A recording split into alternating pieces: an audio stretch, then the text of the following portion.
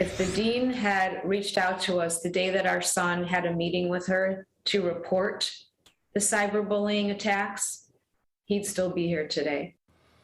A Chicago family suing one of the city's most elite private schools after they say relentless bullying contributed to their son's death. They claim in a lawsuit that the school is more concerned about their reputation than they are students' well-being. Natalie Bomke joins us now live with their story. Natalie?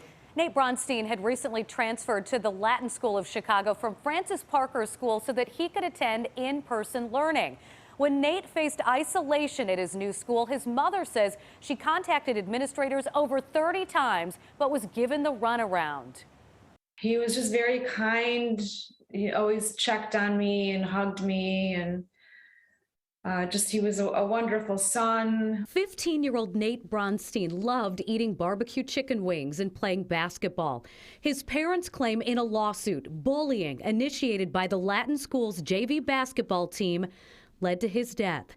The family found their son after he had committed suicide at home on January 13th. The headmaster and several members of the board were meeting in secret as early as the morning of January 15th to assess their risk and to start floating lies and conspiracy theories about this kid was troubled, he was kicked out of Parker. The Bronsteins are suing several employees of Latin, a school that charges as much as $40,000 a year in tuition, as well as the parents of the students they claim bullied Nate. The children who are implicated in this, several of them are children of board members.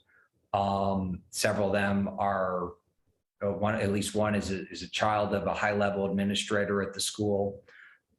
These are, I'm not going to get into it. People can research it on their own, but these are very prominent business leaders around Chicago. The Bronsteins found out about social media messages targeting their son weeks after his death, including a Snapchat message that urged him to kill himself. You asked the question, what should they have done? What must they have done? Must, by law, I would hope by their own policies, is they must inform both sets of parents.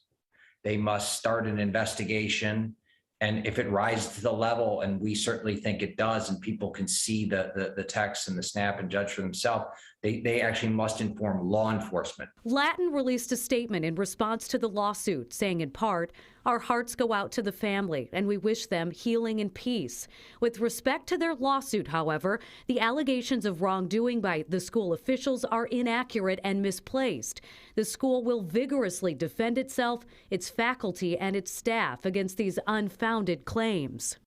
The Bronsteins' lawsuit seeks $100 million in damages. They say they will invest the money in anti-bullying programs and social media reforms. They have also asked Latin to conduct an outside investigation. Dawn?